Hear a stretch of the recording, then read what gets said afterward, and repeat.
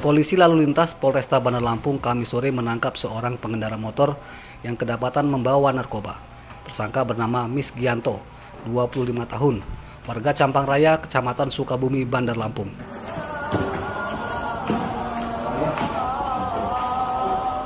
Misgianto ditangkap di Jalan Yosudarso, Teluk Betung Selatan. Polisi menghentikan motor tersangka karena menggunakan knalpot bising. Saat diminta menunjukkan surat-surat kendaraan, Misgianto justru berusaha kabur. Polisi yang mencurigainya kemudian menangkap dan menggeledah tersangka. Dari tas yang dibawa Misgianto, polisi menyita 1 bungkus sabu-sabu lengkap dengan alat hisapnya. Sabu-sabu itu diakui tersangka baru dibelinya dari seorang bandar. Tidak mau berhenti, hanya dia berhenti, ditanya surat-surat, malah melawan. Dicek, digeledah, ternyata dalam tasnya ada narkoba, termasuk ada sajamnya juga, ada bongnya narkoba. Itu lokasi tuh? Lokasi di seputaran Jalan Yosudarso, arah dekat Hotel Said. Sementara diserahkan ke Reskrim? Ya, sementara kami serahkan ke unit narkoba Polresta Bandar Lampung. Penyidikan tersangka dilimpahkan ke Satuan Narkoba Polresta Bandar Lampung. Pemasok narkoba kini masih buron. Robi Laste melaporkan dari Bandar Lampung.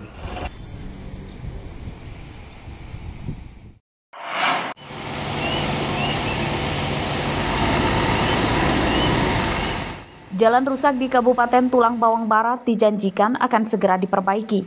Ini dikatakan oleh penjabat atau PJ Bupati Zaidi Rina pada Kamis siang. Baru sekitar 2 bulan menjabat sebagai bupati, ia menerima banyak keluhan masyarakat soal jalan rusak.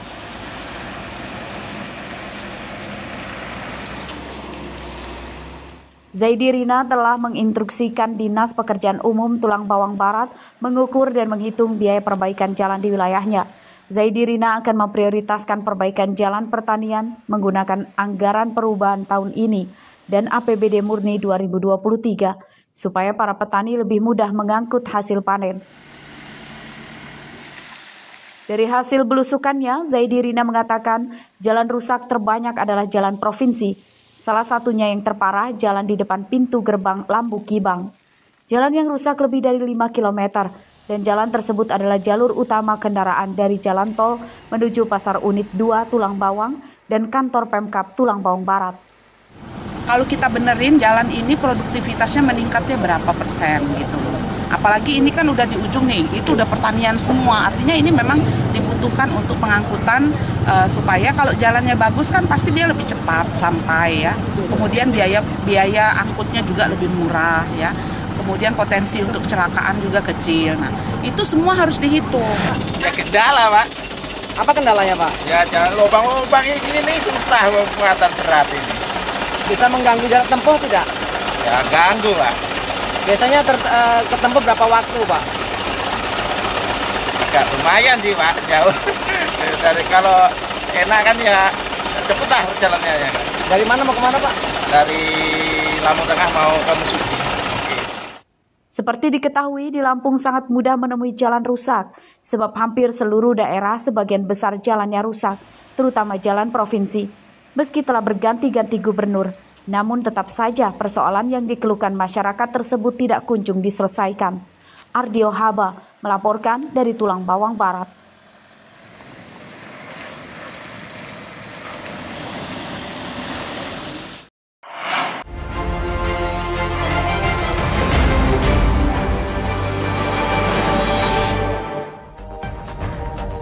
Selamat pagi Komandan, mohon izin melaporkan Giat Satlantas Polres Pesawaran. Kecelakaan maut terjadi di perlintasan kereta api tanpa palang pintu Desa Gedung Gumanti, Kecamatan Tinggineneng, Kabupaten Pesawaran, Rabu pagi. Mobil Pajero ringsek setelah tertabrak kereta api penumpang yang sedang melaju dari Bandar Lampung menuju Sumatera Selatan. 2 orang meninggal dunia di lokasi kejadian dan 2 lainnya terluka.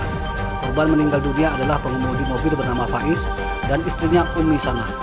Korban luka bernama Toto Andrianto dan seorang bocah perempuan 6 tahun bernama Ainun.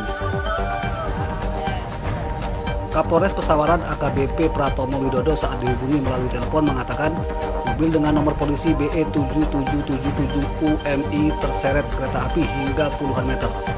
Kecelakaan diduga akibat pengemudi mobil tidak mengetahui kereta akan melintas. Seluruh korban jiwa dan luka dievakuasi ke Puskesmas Tegineneng yang kemudian dirujuk ke Rumah Sakit Binatar, Lampung Selatan. Sementara untuk mobil yang ringsek dievakuasi ke Pos Lantas Tegineneng. Polisi mengimbau pengemudi supaya lebih berhati-hati saat akan melintas rel kereta api tanpa palang pintu.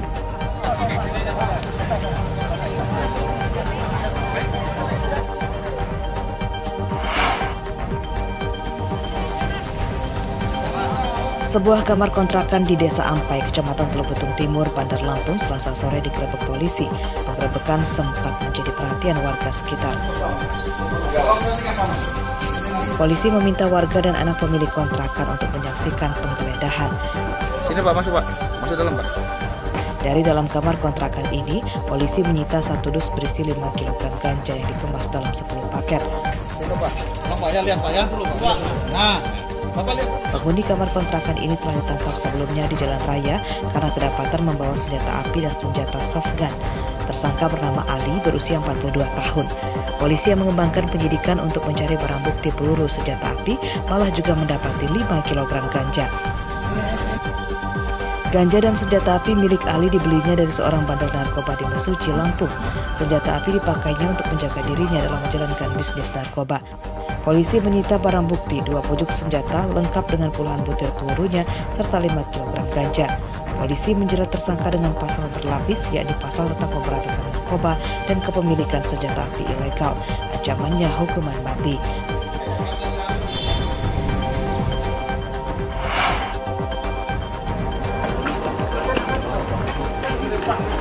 Polisi menangkap perampok sebuah minimarket di Kecamatan Wairatai, Pesawaran, Senin siang. Tersangka bernama Ariski Ferdian Tama. Ia ditangkap di rumahnya di Desa Padang Cermin, Pesawaran setelah buron selama sepekan.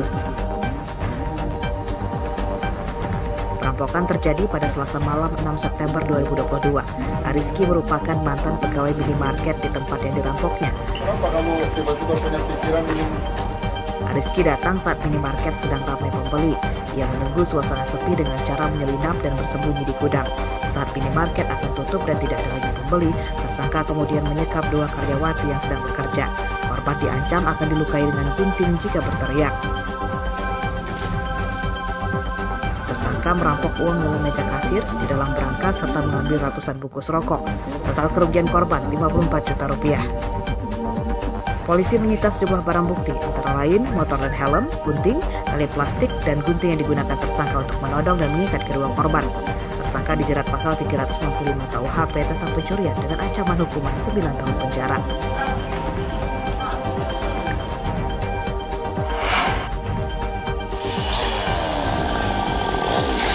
Sebagian petani getah karet di Tulang Bawang frustasi akibat harga hasil panen tanamannya tidak juga naik. Mereka yang frustasi akhirnya menebang seluruh pohon karet di kebunnya, padahal pohon yang ditebang masih produktif.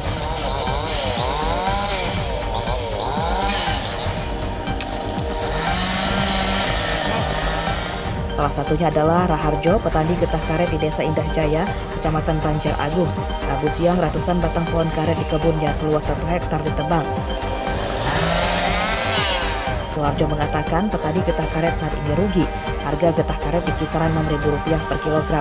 Harga tersebut turun drastis dibanding 2021 lalu yang mencapai Rp12.000 per kilogram. Harga getah karet saat ini tidak sebanding dengan harga pupuk dan obat-obatan yang terus naik. Harga pupuk naik drastis mencapai di atas Rp800.000 per sak. Padahal pada awal 2022 lalu masih di bawah Rp500.000 per sak.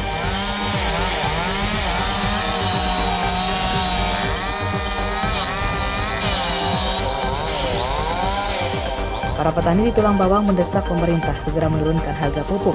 Mereka tak peduli dengan kelangkaan pupuk bersubsidi sekarang, asalkan harga pupuk non-subsidi terjangkau.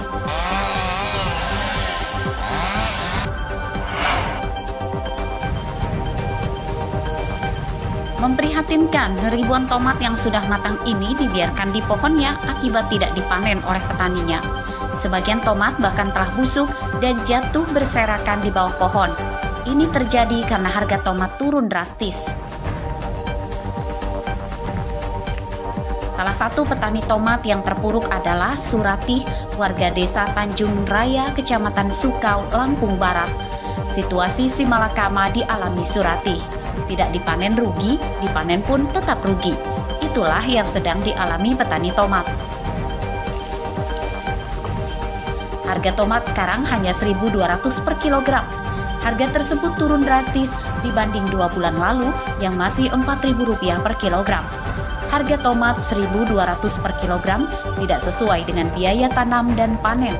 Belum lagi pembelian kotak kayu saat akan dijual ke tengkulak. Tomat-tomat itu pun akhirnya diberikan gratis kepada warga yang mau memetik sendiri. Menurut petani, modal yang dikeluarkan untuk menanam tomat pada lahan seluas 1 hektar mencapai Rp80 juta lebih. Modal terbanyak untuk membeli pupuk dan obat-obatan yang kini harganya melambung tinggi. Anjloknya harga tomat sekarang membuat mereka rugi hingga puluhan juta rupiah.